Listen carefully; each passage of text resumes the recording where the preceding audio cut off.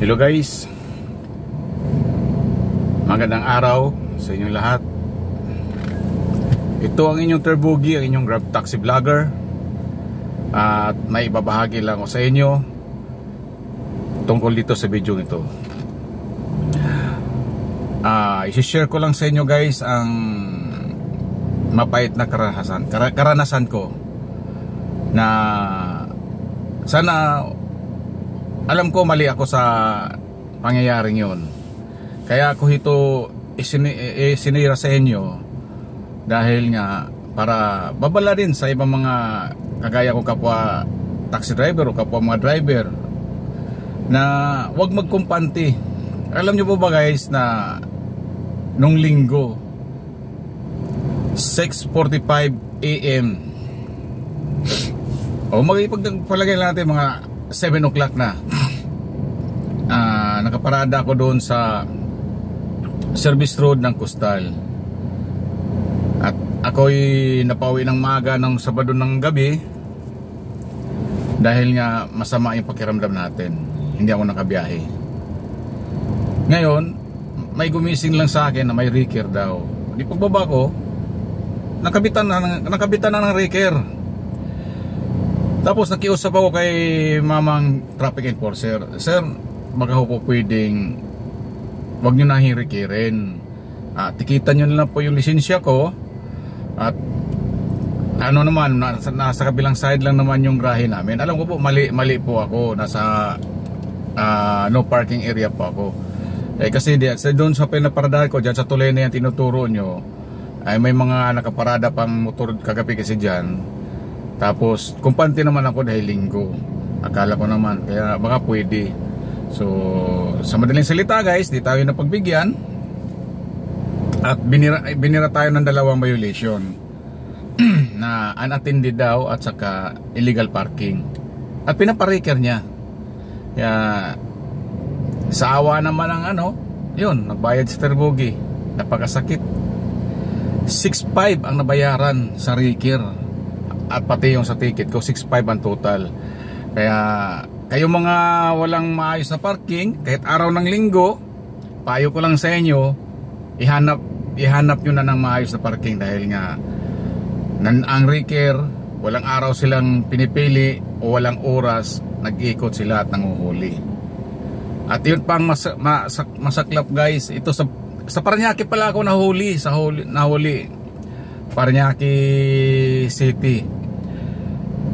Nagtataka ako,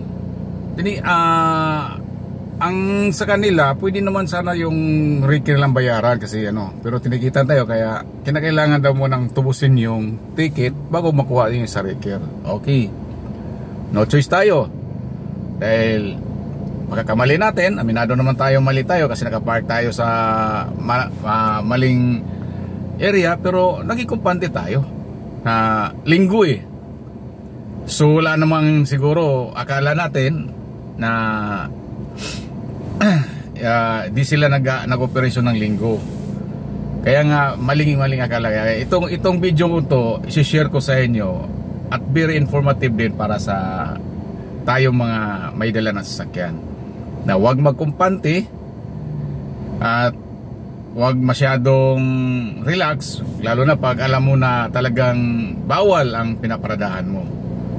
At para naman doon sa mga nanguhuli, yung mga enforcer natin, sana naman marunong naman kayong magbigay. Sana unawain nyo naman yung mga kalagayan namin, lalo kami mga taxi driver, na sa maghapon at gabi na pagmamaniho, aabot talaga ang punto na masama pakiramdam mo, lalo ng panahon natin yun, napakainit sa tanghali, tapos sa gabi minsan uulan. Kaya nung nagising ako ng mga bandang alas 4 noon, pag ko, nahihilo pa, humiga ako ulit. Kasi yun ang oras na magising ko para dadalhin ko yung sakyan doon sa grahe. Yun nga lang, nahihilo ako. Sabi ko, linggo naman, baka wala nang Tsaka matagal na rin na talagang walang magre-record dyan pag linggo. Kaya naging kumpante, kaya maling-mali talaga ako doon. Kaya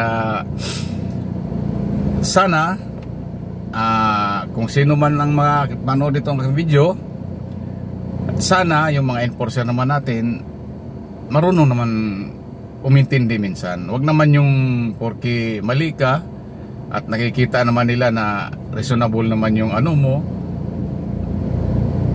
nasa kanila na yon kung mapagbigay sila, dahil hindi mo naman kabuwasan ng sahod nila yun kung pagbibigyan ka eh.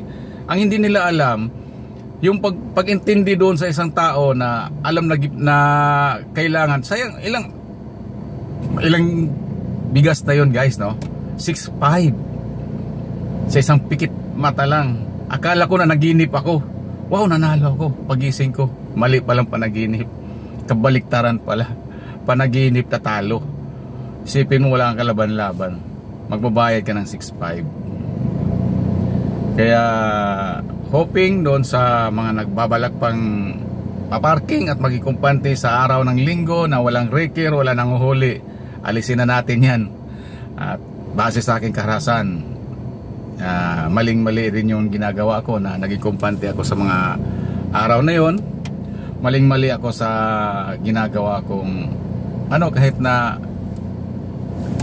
kahit may naramdaman tayo, basta wala, mas magandang ilalagay natin sa maayos na parking ang ating sasakyan para hindi na madagdagan yung problema natin. So guys, sana mapagpulutan to ng aral.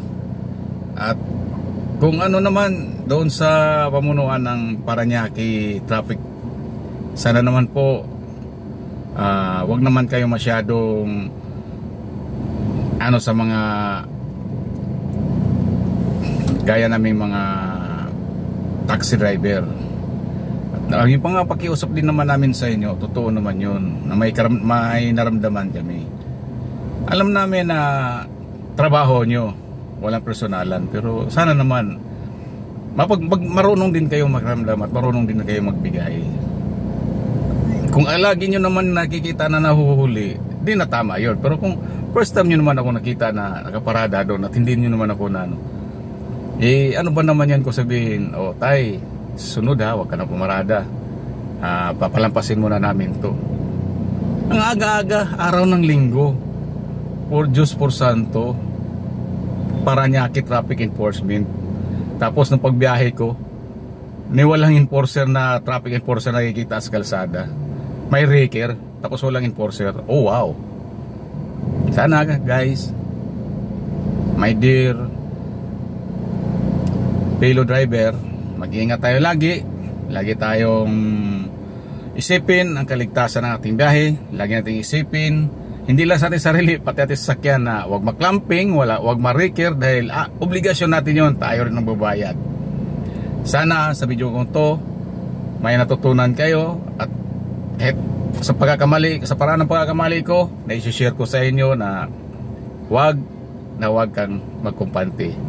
So ang moral lesson at ang aral natin, laging advance na ilagay sa maayos sa pagparking. Wag nang pumarada kahit saan-saan, at wag makumpante sa araw, linggo man yan o holiday man yan, dahil may mga taong masipag manghuli sa may mali. See you guys, ito ang inyong Kerbugi, ang inyong Grab Taxi Vlogger. Sana palagi inyong sundan ang aking mga video, i-like, share, at sa lahat din po mga driver, good luck, God bless sa ating lahat. Bye bye.